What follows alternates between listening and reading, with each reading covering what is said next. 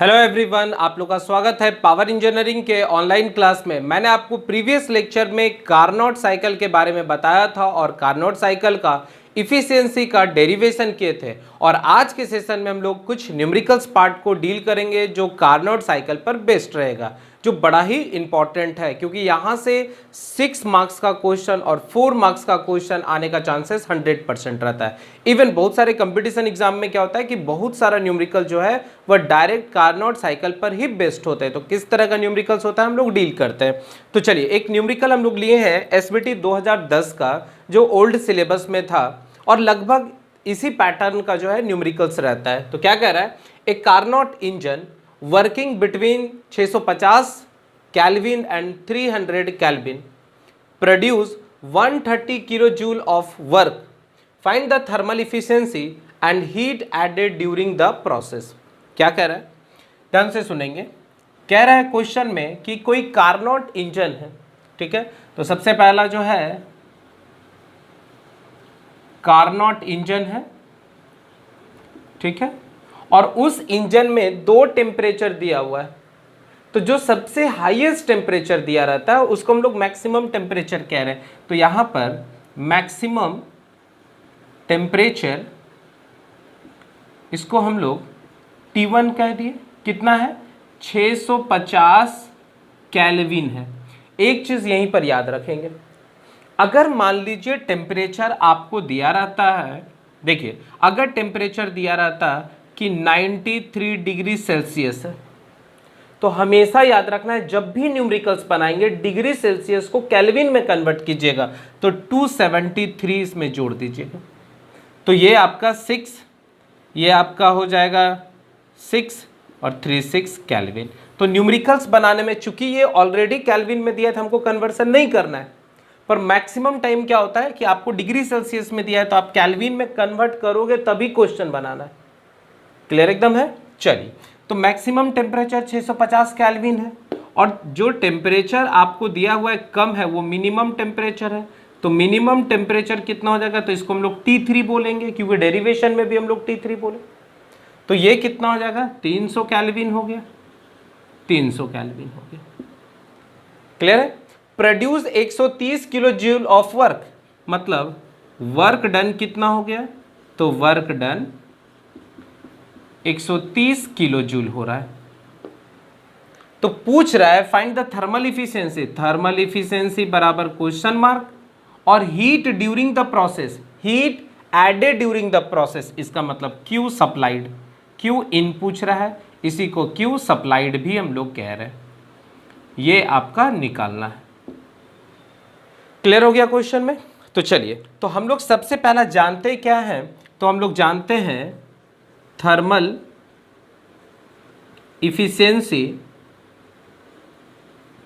Of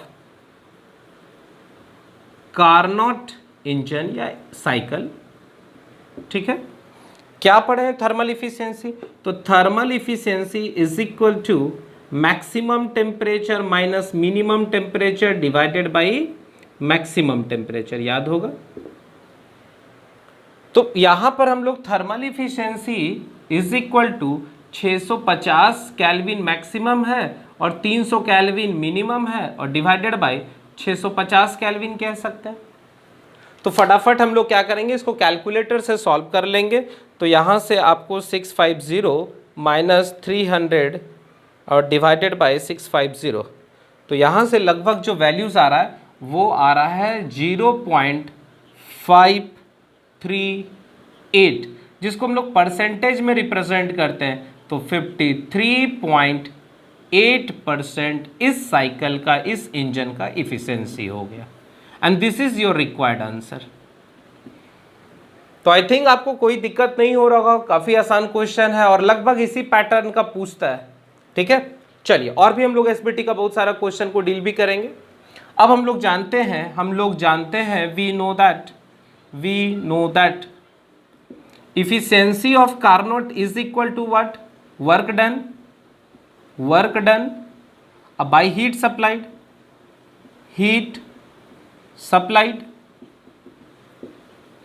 तो हमको तो पूछ रहा है कि पहला तो ये निकाल चुके हैं, अब हीट सप्लाइड पूछ रहा है, तो हम क्रॉस मल्टीप्लाई से यहां लिख सकते हैं heat supplied is equal to work done divided by efficiency. कोई कंफ्यूजन नहीं। तो हीट सप्लाइड को हम क्यू इन कह दिए और वर्क डन कितना दे दिया हुआ है 130 किलो जूल दे दिया हुआ है। और इफिशियंसी जब न्यूमेरिकल्स बनाना होगा तो याद रखना है परसेंटेज को कन्वर्ट करके डिजिट में लिखना होगा, पर जब आंसर देना होगा तो हमेशा याद रखना है कि परसेंटेज में 100 से गुना करके परसेंटेज में आंसर देना है। तो हम लोग क्या किए यहाँ पर 0.538 से इसको डिवाइड कर दिए। इसका मतलब 130 किलो जूल था डिवाइडेड बाय 0.538 और यहाँ से मेरा जो वैल्यूज आ रहा है वो लगभग आ रहा है 241.635 क्या चीज में kilo joule. This is called heat supply. इसका मतलब आप इतना हीट दे रहे हो तब जाके 130 किलो जूल का वर्क डन हो रहा है। तो आप साफ सुथरा इसी तरह के फिगर मतलब आप क्वेश्चन बनाएंगे जिसमें डेटा लिखेंगे और फिर आप हर एक पॉइंट को डिस्कस करते जाएंगे। तो आई थिंक आपको ये पूरा का पूरा न्यूमेरिकल समझ में आ गया होगा। अब हम लोग नेक्स्ट न्यूमेरिकल्स देखते हैं, ठीक है। चलिए अब हम लोग दूसरे क्वेश्चन पर आ जाते हैं। तो दूसरे क्वेश्चन में क्या कह रहा है a Carnot engine has a efficiency of 60% and operate between a temperature of T1 and 27 degree Celsius. What shall be the temperature T1। कह रहा है कि एक कार्नोट इंजन है जो कार्नोट साइकिल पर काम करता होगा जिसका इफिशियंसी 60% है। कह रहा है कि अगर उसका आउटलेट टेम्परेचर, ठीक है, 27 डिग्री सेल्सियस है तो बताइए T1 कितना है, ठीक है, मतलब सोर्स का टेम्परेचर कितना है। तो हम लोग क्या करेंगे फटाफट सॉल्यूशन पार्ट्स में आते हैं। कार्नोट इंजन है, इफिशियंसी क्वेश्चन में दे दिया है, कितना दे दिया हुआ है 60%, ठीक है। तो जब भी परसेंट रहेगा आप इसको हटा देंगे, 100 से डिवाइड कर दिए। Operate between a temperature, T1 ज्यादा टेम्परेचर है, ये क्वेश्चन मार्क है, और T3 जो है वो मैक्सिमम टेम्परेचर है, सॉरी मिनिमम टेम्परेचर है, ये मिनिमम है, ठीक है, ये मिनिमम टेम्परेचर है। T3 इज इक्वल टू कितना है 27 डिग्री सेल्सियस। क्या बोले कि कभी भी न्यूमेरिकल्स बनाइएगा और अगर डिग्री सेल्सियस में है तो उसको सबसे पहला केल्विन में कन्वर्ट कीजिए। तो कितना करेंगे, तो 27 डिग्री सेल्सियस में 273 जोड़ देंगे तो ये हो जाएगा 300 केल्विन। कोई कंफ्यूजन नहीं। और ये क्या है आपका मैक्सिमम टेम्परेचर है, ठीक है, ये मैक्सिमम टेम्परेचर। और क्या दिया हुआ है, तो आपसे पूछ रहा है T1 कितना होगा। बहुत आसान क्वेश्चन है। क्या कह रहा है कि इफिशियंसी इज इक्वल टू क्या होता है maximum temperature minus minimum temperature divided by maximum temperature. Maximum temperature कितना दिया हुआ है, तो मैक्सिमम टेम्परेचर T1 है, मिनिमम टेम्परेचर कितना है T3 है, कितना वैल्यू दिया हुआ है 300 डिवाइडेड बाय T1। यहाँ पर इसका वैल्यू कितना दे दिया हुआ है, तो 60% है, इसका मतलब 0.6 हो गया। तो हम लोग क्या करेंगे क्रॉस मल्टीप्लाई कर देंगे। तो 0.6 T1 is equal to T1 minus 300 degree, sorry 300 kelvin, correct है। अब क्या करेंगे 300 को इधर भेज दिए तो बचा मेरे पास क्या T1 minus 0.6, this is called T1। यहां से इसको सब्ट्रैक्ट किए तो 0.4 T1, ये कितना हो गया 300 kelvin. Therefore T1 can be written as 300 kelvin divided by 0.4। कोई कंफ्यूजन नहीं। ये आपके एसबीटी का क्वेश्चन आया हुआ है, एसबीटी, ठीक है, 2009 का या 11 का क्वेश्चन है ये आप, ठीक है, 2009 और 11 का क्वेश्चन है ये। तो शॉर्ट आंसर में ये आया है। तो इसी तरह का शॉर्ट आंसर का क्वेश्चन आएगा आपके भी एग्जाम में। तो 300 डिवाइडेड बाय 0.4, तो यहां से जो वैल्यूज आ रहा है वो कितना आ रहा है 750 केल्विन आ रहा है। क्या चीज T1। याद रखना है कि क्वेश्चन हमेशा यहां पर ध्यान दीजिएगा, क्वेश्चन जिस टेम्परेचर पर होगा आंसर भी उसी यूनिट में देंगे। तो यहां पर देखिए डिग्री सेल्सियस में, तो हम लोग भी आंसर क्या करेंगे डिग्री सेल्सियस में लाएंगे। तो कितना माइनस करेंगे, तो 273 माइनस कर देंगे, तो यहाँ से वैल्यू जो आ जाएगा वो आ जाएगा 477 degree Celsius. This is called T1 और यही सोर्स का टेम्परेचर है। तो ये भी एसबीटी का क्वेश्चन हम लोग कर लिए हैं। चलिए अब हम लोग नेक्स्ट क्वेश्चन पर चलते हैं जो लॉन्ग आंसर टाइप का क्वेश्चन है। ठीक है, चलिए अब हम लोग नेक्स्ट क्वेश्चन में आ जाते हैं। इसमें क्या कह रहा है an ideal engine is imagine to work on Carnot cycle. कह रहा है कि कोई एक इंजन है जो आइडियल है और कार्नोट साइकिल पर काम कर रहा है। The working fluid receive heat at a temperature of 590 kelvin 590 kelvin and reject eight a temperature of 295 kelvin.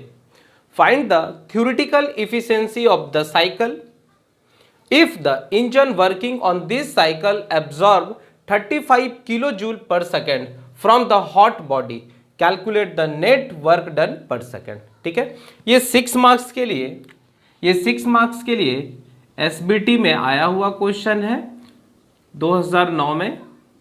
ठीक है, 2009 में एसबीटी का ये आया हुआ क्वेश्चन है। तो क्या कह रहा है, ध्यान से सुनेंगे।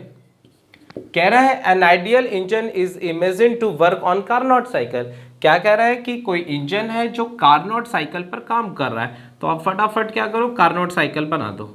ठीक है, ये वॉल्यूम हो गया, ये प्रेशर हो गया, ये आइसोथर्मल है, ये एडियाबैटिक है। ठीक है, एडियाबैटिक है। तो फिगर बना देने से और ज़्यादा क्लियर आपको होते जाएगा। ठीक है, आप इस तरह से बना देंगे। ओके, यहाँ से ये पोर्शन आप हटा दीजिए। तो इसको हम लोग स्टार्टिंग 1 माने थे, 2, 3, 4 और याद होगा आपको क्लॉकवाइज डायरेक्शन में दिखाना है। ठीक है, क्योंकि ये वर्क आउटपुट दे रहा है। ओके, तो क्लॉकवाइज डायरेक्शन में दिखा दिए। ये आइसोथर्मल है, ये भी आइसोथर्मल है, ये आइसोथर्मल एक्सपेंशन है और ये कंप्रेशन है। ये एडियाबैटिक, रिवर्सेबल एडियाबैटिक है जिसको आइसेंट्रोपिक कह रहे हैं। तो रिवर्सेबल एडियाबैटिक, ये क्या हो गया, एक्सपेंशन, और ये रिवर्सेबल एडियाबैटिक कंप्रेशन। करेक्ट है।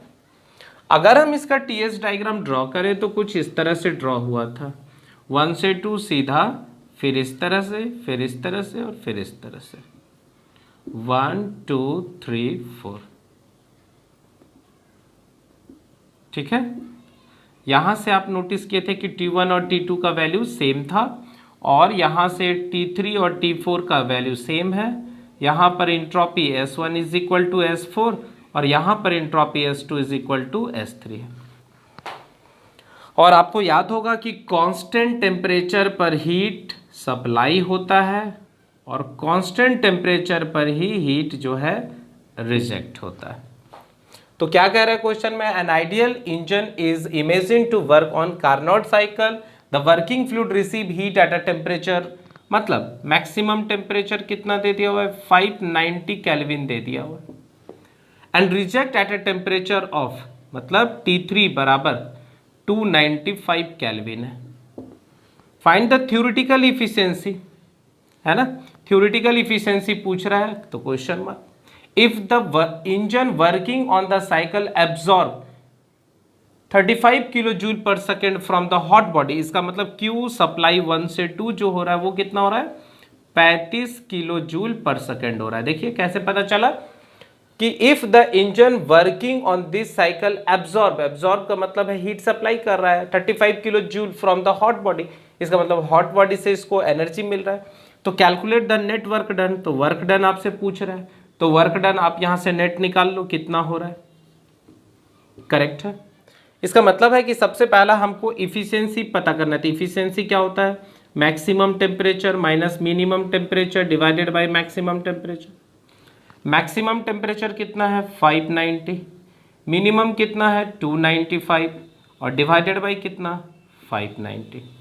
आप इसको कैलकुलेटर से सॉल्व कर लो तो यहाँ से जो वैल्यूज़ आएगा आप उसको चेक कर लेंगे, कितना है 590 माइनस 295 और डिवाइडेड बाय 590, तो यहाँ से 50% आ रहा है, तो इफिशियंसी बराबर 0.5 आ रहा है, तो लगभग 50% हो रहा है। तो ये पहला आंसर हो गया।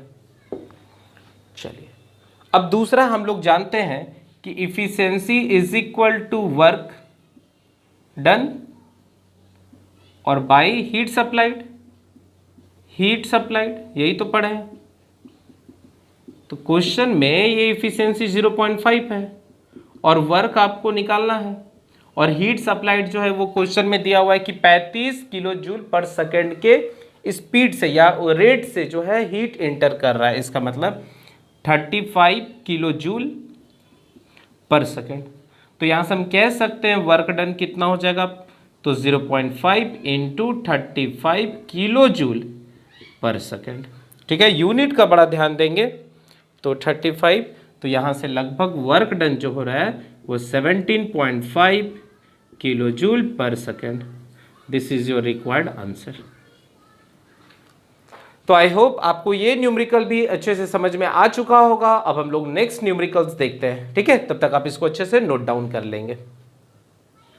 चलिए अब हम लोग आ जाते हैं फोर्थ क्वेश्चन में। फोर्थ क्वेश्चन क्या कह रहा है, कह रहा है कि एक Carnot engine working between 400 degree centigrade and 40 degree centigrade produce 135 kilo joule of work.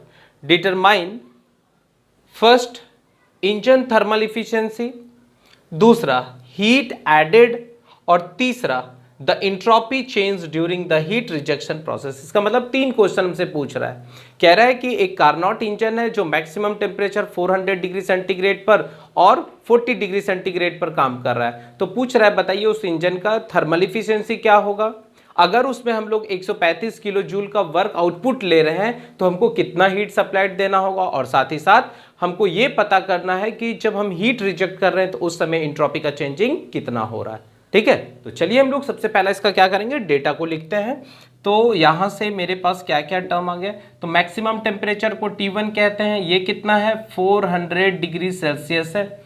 कभी भी डिग्री रहेगा तो इसको क्या करना है, केल्विन में बदल देना है। तो कैसे बदलेंगे, तो 273 जोड़ देना है, तो कितना हो जाएगा, तो ये हो जाएगा 673 केल्विन। अच्छा T3 कितना है, तो T3 आपको जो है 40 डिग्री सेल्सियस, तो 40 प्लस 273 तो कितना हो जाएगा 3, और ये हो जाएगा 13 केल्विन, है ना। कितना हो जाएगा 3 और 7 4 11, और यहाँ पर 3 केल्विन, करेक्ट है। अच्छा वर्क डन कितना हो रहा है, तो वर्क डन हो रहा है 135 किलो जूल। तो पूछ क्या रहा है, इफिशियंसी क्या होगा, हीट सप्लाइड क्या होगा, और इंट्रोपी क्या होगा, मतलब चेंज इन इंट्रोपी क्या होगा। ठीक है, देखिए इसका क्या करना है, पीवी और टीएस डायग्राम ड्रॉ करना है। तो फटाफट हमको तो याद हो चुका है कि कैसे हम लोग को ड्रॉ करना है। तो एक पीवी और टीएस डायग्राम हम लोग हर क्वेश्चन में ड्रॉ कर देंगे, जिसमें वो पूछे या ना पूछे। ठीक है, बस ऐसे करके आइसोथर्मल हो जाएगा और यहाँ से एडियाबेटिक हो जाएगा। इसको 1 2 3 4, ठीक है, ये आइसोथर्मल है, एडियाबेटिक है, आइसोथर्मल, एडियाबेटिक है। यहाँ से हीट आ रहा है, यहाँ से हीट जो है रिजेक्ट हो रहा है। ठीक है, और इसी का हम लोग टीएस डायग्राम भी ड्रॉ कर देंगे। तो टीएस डायग्राम भी जो है इस तरह से ड्रॉ हो जाता है। अब 2-3 बार इसको प्रैक्टिस अच्छे से करेंगे, सारा क्लियर हो जाएगा। और क्लॉकवाइज डायरेक्शन में एरो दिखा देना है। ठीक है, इसका मतलब T1 is equal to T2 और T3 is equal to T4। ठीक है, चलिए तो अब हम लोग को क्या करना है, सबसे पहला पता करना है कि इफिशियंसी क्या होगा। ठीक है, तो पहला इफिशियंसी, तो इफिशियंसी बराबर हम लोग पढ़ते हैं maximum temperature minus minimum temperature और डिवाइडेड बाय क्या, मैक्सिमम टेम्परेचर। तो मैक्सिमम टेम्परेचर यहाँ पर कितना है 673 माइनस 313 डिवाइडेड बाय 673। चलिए कैलकुलेटर में इसको कैलकुलेट कर लेंगे तो कितना हो रहा है 673 माइनस 313 और डिवाइडेड बाय 673। तो यहाँ से वैल्यूज़ आ रहा है 0.534, लगभग इफिशियंसी का जो वैल्यू आ गया 53.4%। ये पहला आंसर हो गया। क्लियर है। चलिए नेक्स्ट क्या है, हीट एडेड। हीट एडेड, तो हम लोग क्या पढ़े दूसरा में, इफिशियंसी बराबर वर्क आउटपुट, वर्क और डिवाइडेड बाय हीट सप्लाइड, तो हीट एडेड, हीट एडेड। तो आपसे पूछ रहा है कि हीट एडेड क्या होगा, तो heat added, heat added is equal to work और डिवाइडेड बाय इफिशियंसी। तो हीट एडेड को हम लोग क्यू इन कह देते हैं, और वर्क आपको दिया हुआ है 135 किलो जूल और इफिशियंसी का वैल्यू 0.534। तो यहाँ से कैलकुलेट करेंगे तो 135 डिवाइडेड बाई 0.534 और यहाँ से जो वैल्यूज़ आ रहा है Q in is equal to 252.80 kilo joule. तो ये दूसरा मेरा आंसर आ गया, that is called heat added. कोई कंफ्यूजन नहीं। चलिए अब तीसरा क्या है कि the entropy change during the heat rejection. तो पहले हमको तो क्लियर हो कि हीट रिजेक्शन कितना है। तो अगर हम लोग कंजर्वेशन ऑफ एनर्जी का बात करें तो क्यू इन दिए होंगे तो वर्क डन हुआ होगा प्लस क्यू रिजेक्ट हुआ होगा, किसी भी इंजन में तो यही प्रोसेस है। तो यहां से हम कह सकते हैं कि Q in minus W is equal to Q rejected. ध्यान दीजिए, इसको इधर भेज दिए तो आपको यहां से ये वैल्यूज कितना हो गया, 135 हो गया। तो यहां से क्यू रिजेक्टेड निकल गया, क्यू रिजेक्टेड बराबर 117.80 किलो जूल। कोई कंफ्यूजन नहीं। चलिए अब आपको क्या कर रहा है, किस प्रोसेस में हीट रिजेक्ट हो रहा है, तो 3 से 4 प्रोसेस में क्या हो रहा है, हीट रिजेक्ट हो रहा है। तो चेंज इन एंट्रोपी पता करना है। तो देखिए ये ज्यादा है ये कम है, तो हम लोग थर्ड पार्ट में आ जाएंगे। तो हम लोग जानते हैं change in entropy is equal to dQ by T, यही तो पढ़े हम लोग, dQ बाई टी। तो यहां से हमको चेंज इन एंट्रोपी निकालना है, तो S3 माइनस S4 ज्यादा माइनस कम इक्वल टू Q रिजेक्टेड, और यहां का टेम्परेचर कांस्टेंट है तो कोई भी एक टेम्परेचर लिख दो, T3 लिख देता हूं। अब Q रिजेक्टेड कितना दिया हुआ है, तो Q रिजेक्टेड जो है वो